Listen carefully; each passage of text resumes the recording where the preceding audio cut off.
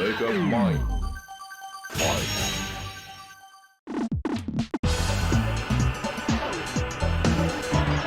You know, we spend a lot of time here in the gaming YouTube space talking about things like good game design and games respecting their player bases and stuff like that, but you know what? I've had enough of that for today. Sometimes when I play a video game, I want to be grabbed by the ankle and whipped against the wall head first. Sometimes a good fair challenge just isn't satisfying, and I've come to respect the rare occasions where a developer will deliberately design something specifically to point and laugh at the player. In this video, I want to discuss 5 such examples of what I've come to call mean or disrespectful bosses in video games. Now, let's not mince words. I'm not doing the cartoon reviewer thing and criticizing a piece of writing for being too quote-unquote mean-spirited. We are strictly talking about gameplay and developer intent when I use the word mean here. These are 5 bosses that eschew the typical design conventions found in the gaming medium in favor of sucker punching the player with mechanics so hostile that you'd think they were conceived on some kind of masochist message board. There's no one piece of criteria I'm using to determine what I include in this video. A boss just has to have a mechanic or a set of mechanics so disrespectful that it left a notable mark on my psyche. Also, I want to stress that we aren't just talking about difficult bosses that might take a lot of time or tries to defeat. Those are chump change compared to what we're getting into here. All that said, let's roll.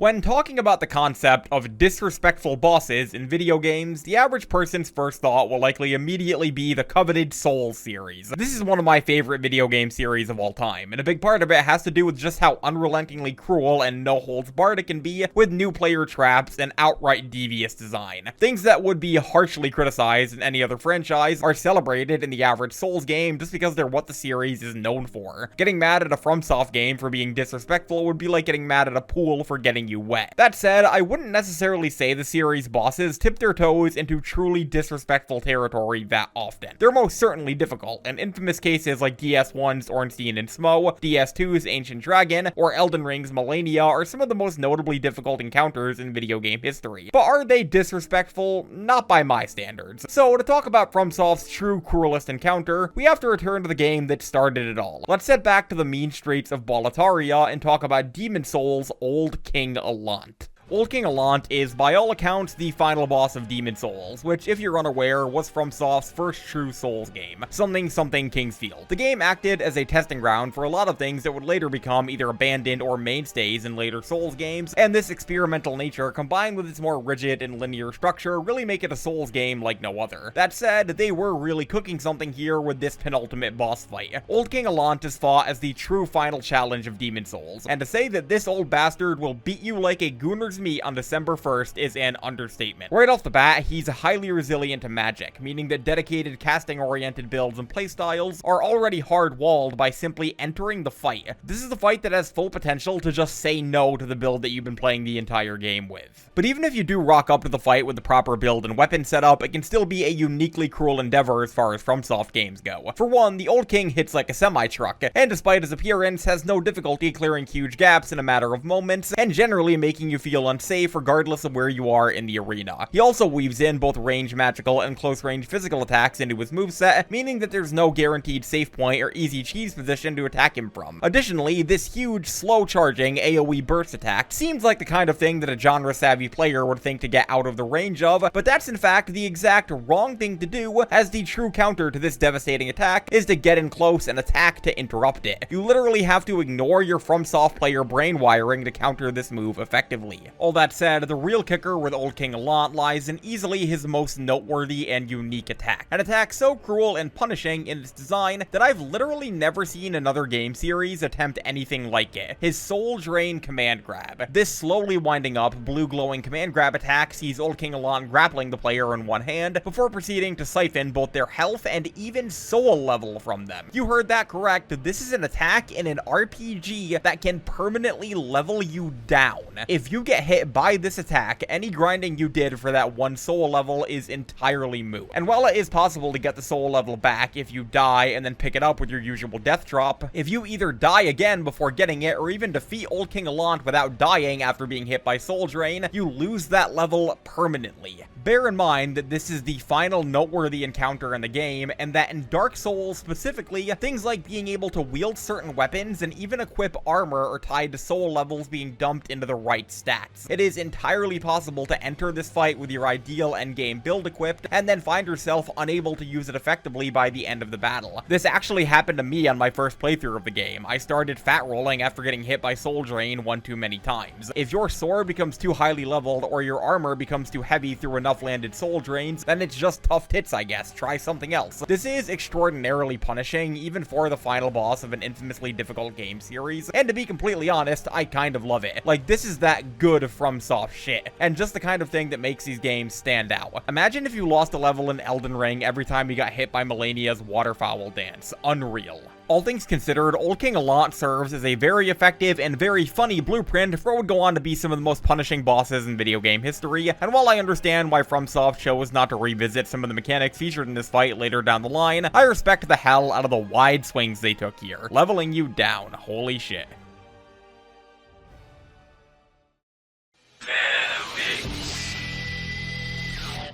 Moving on to another sort of hack-and-slash action game, we have Kingdom Hearts 2. Now, despite the sort of unsavory stigma KH has amongst people who aren't really familiar with it or its story, I've always appreciated the series, and have found it to have a consistently very high bar for boss fights. Regardless of what you want to say about these games or their plots, they know how to deliver on flashy, high-spectacle throwdowns against all sorts of enemies and monsters. That said, Kingdom Hearts is also noteworthy for containing a boss who may quite possibly be the main antagonist of my childhood, apart from my teachers at school, of course, and one whose particular breed of disregard for the player's enjoyment has made him a notorious boogeyman within the KH series, Demyx of Organization 13. Now, bear with me here, because we have to lightly touch on some KH story stuff. Demyx is a member of Organization 13, a group of 14, stay with me, blackcoats who serve as the overarching antagonist of a good chunk of the KH series. Demyx specifically is characterized as kind of a joke within the organization, being consistently presented as a cowardly slacker who doesn't want to do anything. He's pretty much an archetypal good-for-nothing beach bum kind of character, with some cowardice thrown in. For reference, this is his very first moment on screen as a character.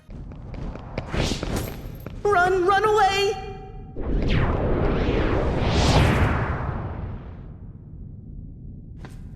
Okay.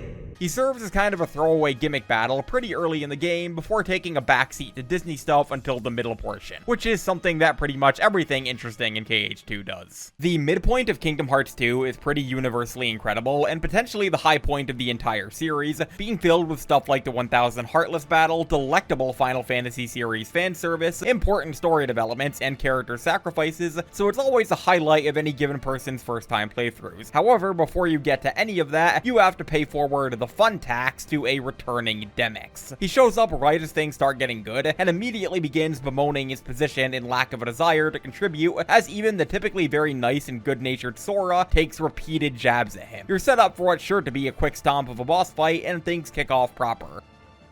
And then he beats the shit out of you. Dance, water, dance! Like it? Now, to be fair, as an adult playing the HD Final Mix versions of KH2, Demyx isn't that bad, but he is still such a massive wake-up call to the player that it is pretty much unforgettable. His fight opens with the player needing to kill a certain number of water clones within a strict time limit, with the timer being more generous in modern ports of the game. Wonder why. Should they fail, they won't just lose the minigame and get a debuff or something, but will also instantly suffer a game over and have to restart the fight. This is super punishing for a random throwaway minigame section to start the battle, and isn't really contextualized at all in game. Once you've cleared this part, you may be expecting the fight to turn in your favor. However, these hopes will quickly be dashed, as Demyx, despite wielding a sitar as his weapon and being a general coward up to this point, quickly reveals himself to be a very capable fighter. He can combo you, juggle you with projectiles, interrupt your reaction commands to smack you in the face, dash across the arena like he's on the RE4 jet ski, all while bellowing extraordinarily disrespectful voice lines. Like it? Gotcha now! Dance, water, dance! Come on, keep to the beat! And what's fucked up too is that he can still weave in that water clone minigame later into the fight, which still gives you a game over if you fail it and takes away your ability to damage him. He just never lets up. Demyx is kind of infamous as a roadblock and wall in Kingdom Hearts 2, especially in the original PS2 version, where his water clone attack had much more strict timing, and fun fact, is the only time I've ever broken a video game out of rage. As a kid, I literally AVGN'd it and broke my PS2 copy of Kingdom Hearts 2 in half because of this fight. That's what unmitigated neurodivergent rage does to a kid. But yeah, Demyx is an insanely disrespectful fight, not only because of its surprising difficulty at this point in the game, but also due to the sheer dissonance between the character you're fighting and his abilities, and also because he's effectively the gatekeeper for the best part of the game. Remember that this is the guy smacking you around like a hacky sack. Oh, we do too have hearts. Don't be mad. Also, fun fact, in the HD Final Mix versions, you know, the one that I said nerfed his most troublesome attack, they decided to add a several minute-long cutscene of a separate character just kind of walking before the fight, and if you skip it, it will also skip the cutscene introducing Demyx, which really is just a neat little bow on this mullet-clad package. Again, while he's not too bad as an adult, and I can't say I've lost to him in any of my more recent playthroughs, the sheer disrespect and memories on display in the Demyx fight cannot go overstated.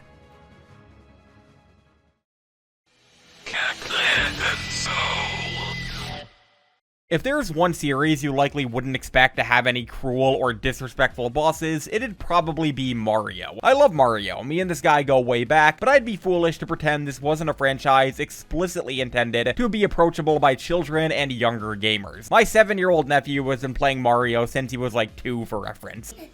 And for the most part, this assertion would be correct. The core mainline Mario series, and even a vast majority of its spin-offs, don't tend to feature any battles or challenges that feel actively antagonistic towards the player, outside of maybe some super bosses. That said, there's always an exception, and in this case, that answer is clear as day. Mario's most cold-hearted adversary has gotta be Cackletta Soul from Mario and Luigi Superstar Saga. If you're not in the know, Superstar Saga is the first game in the Mario and Luigi series, a very beloved RPG spin-off series that stars the titular brothers going on wacky turn-based battle adventures. Aside from their lovely art style, silly senses of humor, and amazing original characters, they're also pretty well known for acquiring a good degree of mechanical dexterity as far as JRPGs are concerned, as they feature things like timed hits and dodges, independently controlled Marios and Luigis, and special moves known as bros attacks that require precise button presses. It's a JRPG where mechanical execution is just as important as planning and stats, and Cackletta knows that all too well. Cackletta Soul is the final boss of Superstar Saga. She's the angry, undying spirit of the game's main villain, Cackletta, fought after she possesses Bowser and inhales the 2 Mario brothers. Also worth noting is that immediately before this is a lengthy series of cutscenes and an entirely separate battle against the Cackletta-possessed Bowser, which ends with the Mario brothers being blown up and consumed. This results in the battle against Cackletta's Soul starting both of the players' Mario Bros at exactly 1 HP, and Cackletta always moves first, unless the player has been explicitly grinding their speed stat for this encounter. This means that, with the wrong attack roll, this fight is pretty much an instant loss for the first time player. If she does an attack that you don't know how to react to, especially this arm spinning attack, you have 1 HP and no wiggle room, so you're pretty much fucked 6 ways from Sunday. This aspect of the fight puts every player on equal playing ground and cannot be planned for. Every time you fight her, you will start out at 1 HP. You just have to hope for a lucky roll on which attack she uses and hypothetically get one you're consistently able to dodge even at the start of the fight. And what's extra fucked up is that Superstar Saga is one of those oldie JRPGs that sends you back to your most recent save point on death. Remember when I said that this fight was immediately prefaced by a series of lengthy cutscenes and the Bowletta boss fight before it? Yeah, if you fall for Cackletta's beginner's trap, you have to do those again. You can be forced out of this battle and back to the game's last save point before you can even throw an attack. It almost feels like a forced loss type of situation, but the game expects you to nut up and win.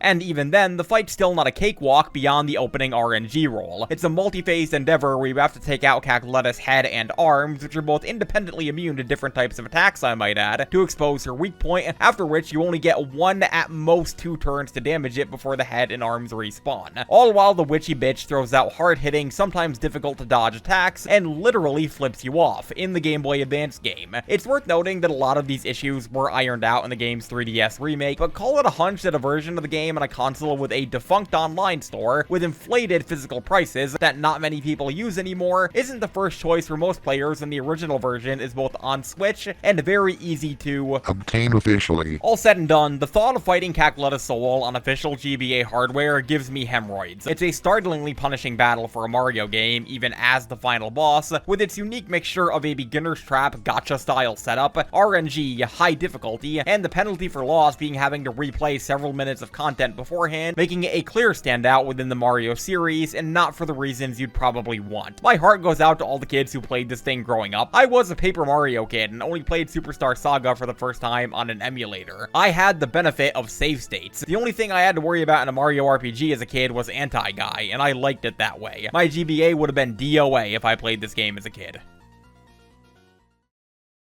Jasper, Batt, Jr.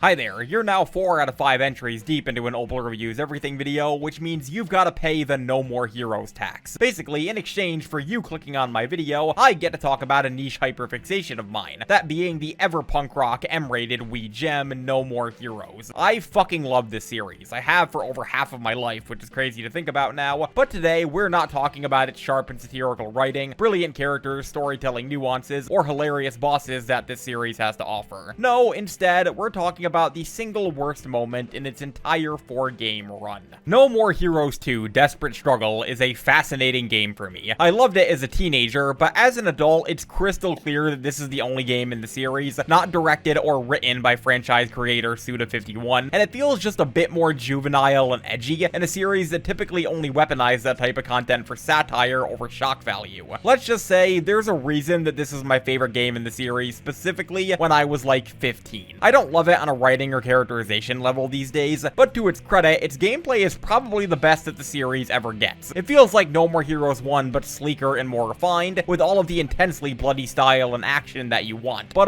what are those words in the corner over there? Enhance.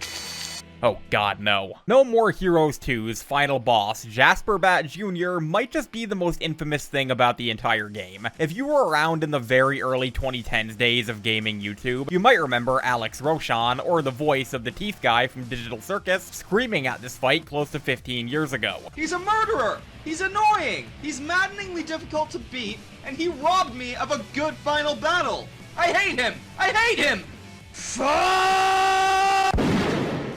But just what makes it so bad? Well, Rank 1, or No More Heroes 2's final boss, sees series protagonist Travis Touchdown fighting against Jasper Batt Jr., a buck-toothed, rich and privileged Poindexter who'd previously ordered the killing of Travis's best friend Bishop. At the beginning of the fight, he also reveals that he's killed Travis's only true allies, and his love interest Sylvia, his brother Henry, and his apprentice Shinobu. This immediately gives the fight an intensely personal bent that unfortunately goes entirely squandered on every level. The first phase sees Jasper doing nothing but driving around the arena in his little Playmobil car, which is honestly pretty easy and satisfying to intercept and pound the hell out of. After a while though, he'll stop taking damage and tricks the player into a force loss QTE that begins the next phase. Here we see that Travis's brother Henry is actually alive and well, and he shows up to bail Travis out while also revealing that Jasper's previous murders were just bluffs. He agrees to help Travis out for the rest of the fight, at which point Jasper Batt Jr. injects himself with super steroids and bulks up into a second phase. And this phase right here, in conjunction with the game's writing, is honestly the reason that No More Heroes 2 is my least favorite game in the series. Jasper Batt Jr.'s second phase is genuinely one of the worst bosses I've ever fought in a video game. Basically, he takes on the form of a superhero, teleporting around the arena and hitting the player with attacks that, on high enough difficulties, are legitimately too fast and numerous to react to at normal human levels using No More Heroes 2's mechanics. He can beat you to the ground, back up and back down again without any reactable input from the player.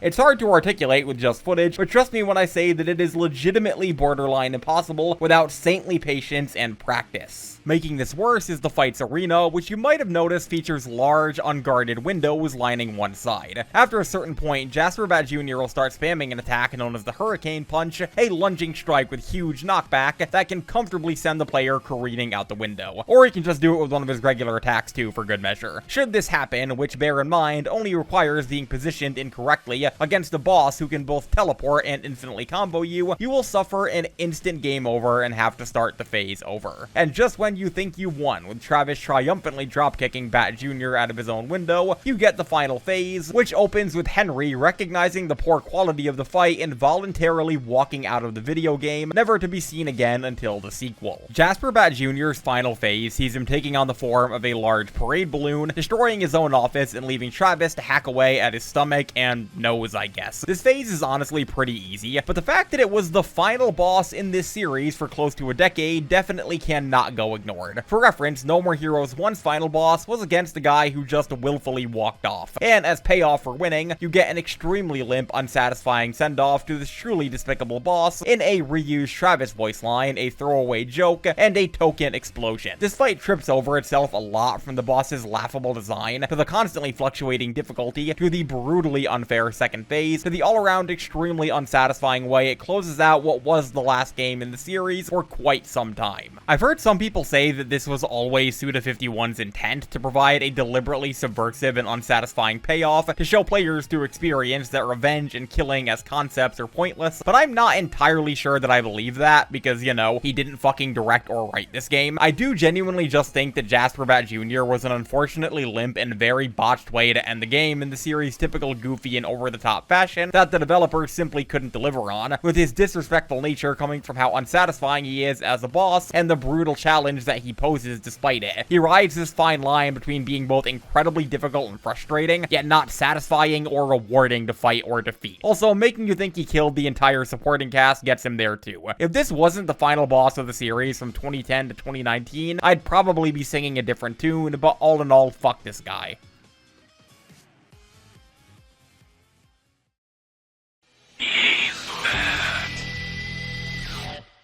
And for our last entry in this video, let's talk about just the biggest boy. When it came to Final Fantasy super bosses to discuss for this video, I was pretty spoiled for choice. I'm fully aware that 14 and especially 11 contain some absolutely bonkers raid bosses, and that things like the War Mech from FF1 and Emerald Weapon from FF7 have been giving people headaches for decades. That said, none of them are the big boy, the ultimate disrespectful super boss in video game history. The boss whose sole pure interest is wasting the player's very limited time alive out of spite for one specific person behind the game. Let me introduce you, or maybe in some cases reintroduce you, to Yiazmat from Final Fantasy XII. Also, I'm sorry, I don't actually know that his name is pronounced Yiazmat. It's the only way I've ever heard it pronounced, but I am aware of the phonetic origins of his name, and we will be talking about it later in the video. So if I get it wrong, please just let me know. So, full disclosure, we're specifically talking about the Yiazmat from the original release of Final Fantasy XII, and not the HD Zodiac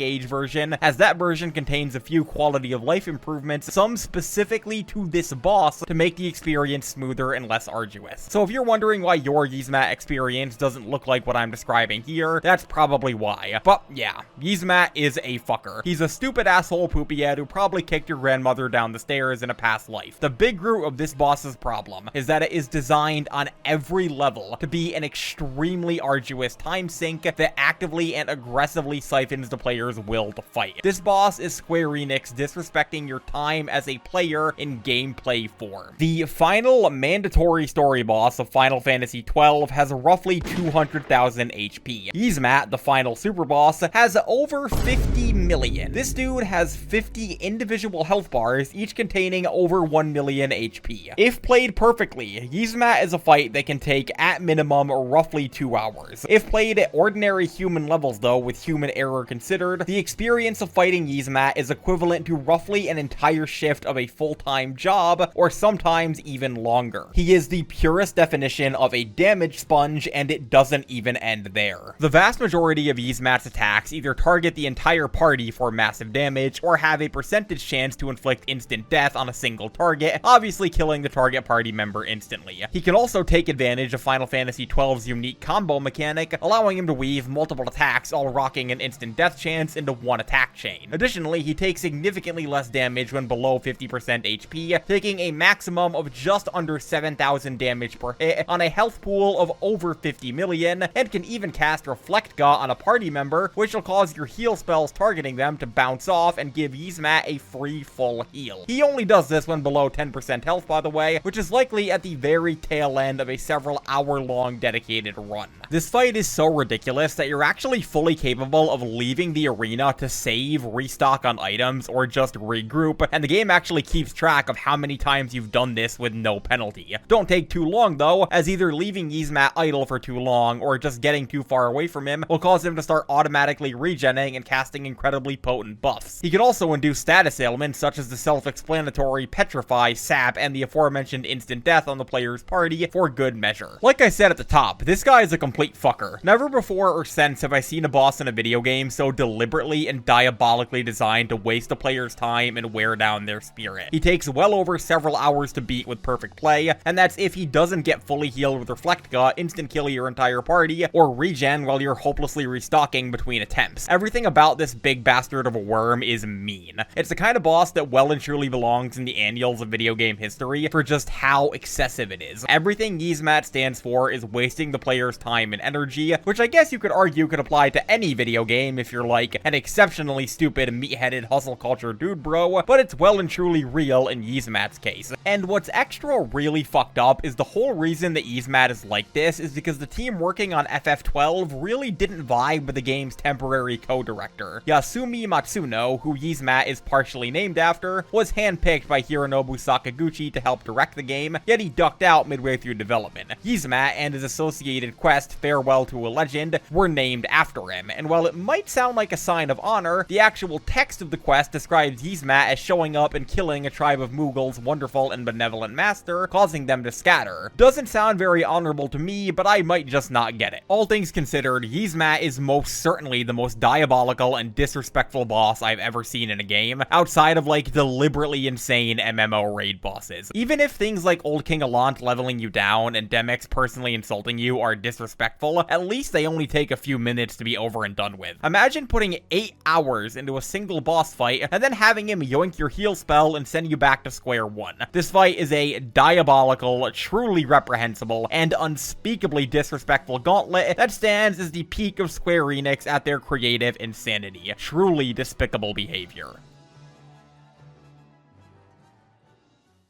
And, yeah, that's it. That's the video. I just wanted to make a quick video about some truly diabolical bosses in video games that popped into my head while I was taking a shower, so I hope you enjoyed. If you'd like to see a follow-up to this video, let me know of some bosses in games that you felt personally disrespected by. I'm to understand that there's some very noteworthy encounters I might have skipped over for this video, so let your voice be heard. Either way, thanks, hope y'all had a fantastic day before, during, and after watching, and I'll catch you all later. Cheers!